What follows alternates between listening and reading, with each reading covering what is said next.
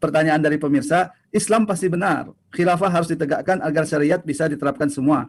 Tapi saat ini, disebutkan oleh pemirsa ini, teriakan soal khilafah terasa sangat naif karena terlalu menggampangkan tanpa strategi jelas dan terukur. Benarkah hal ini? Ini pertanyaan untuk Kiai Haji Rohmat ini, silakan.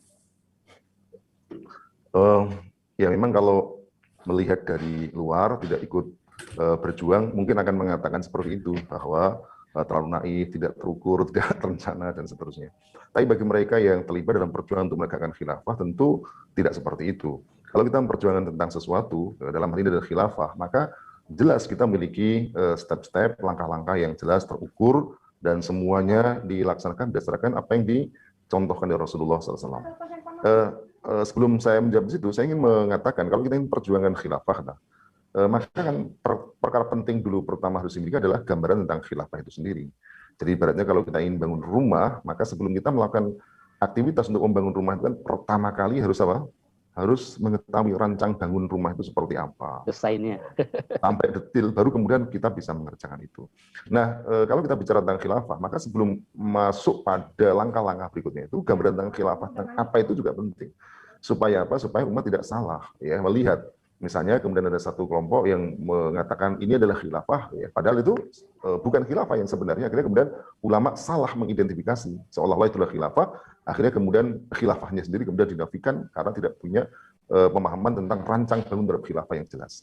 Nah, Ustaz Farid, sebelum menjawab itu saya ingin menegaskan ini satu contoh kalau kita bicara tentang konstitusi dan ayat suci. Ini di tangan saya ini ada kitab namanya Muqaddimatud Dustur, ya. Awil Asbabu Al-Mujibatu Lahu. Jadi ini adalah kitab yang berisi tentang Muqaddimah Dustur, pembukaan Undang-Undang Dasar atau Konstitusi. Di dalam kitab ini itu diberikan gambaran secara sangat jelas bagaimana sebenarnya konstitusi negara itu dibangun. Kalau tadi saya disebutkan, kalau kita lihat konstitusi buatan manusia itu di sana hanya ada pasal 1, kepala negara atau presiden dipilih untuk 5 tahun. 5 tahun bisa dipilih kembali misalnya. Misalnya kalimat seperti itu, pertanyaannya apa dasar 5 tahun itu? Mengapa 5 tahun? Apakah 5 tahun lebih baik daripada 6 tahun? Lebih baik dari 4 tahun? Misalnya nggak ada itu studinya dan sebenarnya yang mengatakan betul lebih baik. Demikian juga mengapa harus 2 kali? Mengapa tidak 3 kali? Ini semua adalah ketentuan yang tidak memiliki dasar. Padahal itu ketentuan seperti itu adalah ketentuan yang akan mengikat seluruh rakyat di sebuah negara. Nah, kalau kemudian ketentuan itu salah, tentu apa? Akibatnya seluruh negara menderita persoalan. Nah, saya ingin katakan, inilah perbedaannya dengan konstitusi dalam Islam. Dalam Islam, ada dustur tadi saya katakan, ini ada pasal, misalnya pasal 1, Al-Maddah misalnya. Itu disebutkan misalnya, Al-Aqidatul Islamiyah, Yal Asasud Daulah, misalnya. Akidah Islam adalah dasar negara. Ini satu maddah, satu pasal. Ya. Pasal ini, itu bukan hanya kalimat, tetapi ini ada dasar-dasarnya. Mengapa sampai kemudian muncul pasal demikian, ada ayatnya, hadisnya, qaul para ulama, sampai kemudian menghasilkan kesimpulan demikian.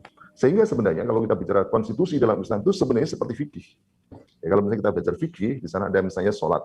Tentu tidak mungkin mengatakan gimana cara sholat, pokoknya sesuai dengan Quran dan Sunnah. Itu tidak operasional. Gimana? Maka disusunlah kitab fikih itu kemudian menjelaskan apa itu syaratnya, apa itu rukunnya, apa yang batalkannya, syarat rukun batalkan bacaan dan seterusnya. Itu tentu ada kalimat, misalnya syarat rukunnya ada niat, berdiri, menghadap membaca Fatihah dan seterusnya. Itu ada dalil-dalilnya, ya.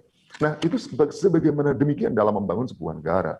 Ketika misalnya disebutkan bahwa asyadatul syari', kedaulatan ada di tangan syarak misalnya. Itu satu kalimat. Tapi apa kemudian yang melahirkan kalimat itu? Pasal tersebut ada sekian banyak ayat, sekian banyak hadis, sekian para ulama yang kemudian kesimpulannya bahwa asyadah atau kedaulatan itu di tangan rakyat, misalnya seperti itu.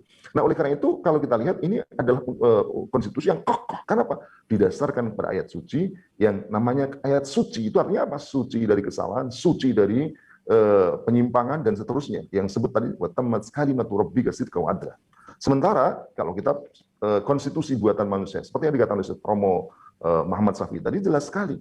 Itu adalah hasil kompromi dari orang-orang yang bersidang di sana. Gitu. Mungkin dalam setiap undang-undang atau setiap undang-undang dasar barangkali ada naskah akademiknya. Tetapi pada akhirnya ketika yang ada adalah keputusan final dalam pasal. Dan ketika pasal itu disepakati, itu sudah tidak lagi memperhatikan alasan dan argumentasi. Jadi ketika saya berbeda dengan Anda dengan argumentasinya, terakhir apa? Maka terakhir adalah voting. Ya, siapa yang lebih banyak, maka itulah yang diputuskan. Padahal kebenaran tidak selalu sejalan dengan voting. Bahkan Al-Quran mengingatkan dalam soal itu, wa in tuti aktsara man fil ardi yudilluka an sabilillah. Jika kamu mentaati sebagian besar penduduk bumi, maka akan menyesatkan kamu di jalan Allah SWT. Romo Muhammad Syafi'i tadi telah memberikan contoh bagaimana misalnya undang-undang apa tadi?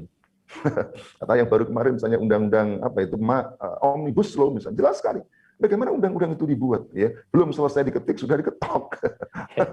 Ya. Jadi ketika banyak anggota DPR ditanya apa isinya, mereka tidak tahu karena belum membaca.